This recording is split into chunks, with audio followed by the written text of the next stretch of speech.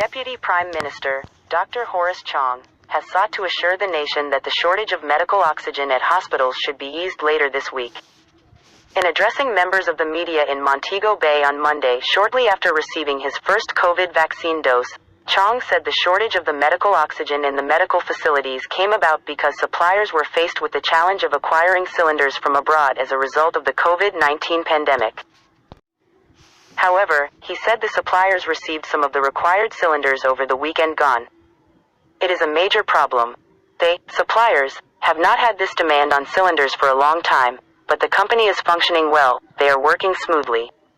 The shortage of cylinders, it had to do with shipment disruption coming from the Far East because of COVID-19.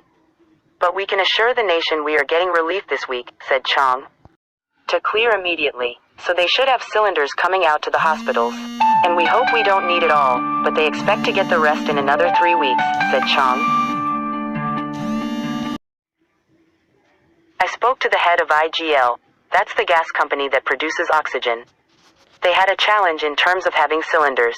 The factory is producing and therefore they could provide the hospitals for the piped supply of oxygen, but they are short on cylinders, which were delayed because of COVID, he elaborated.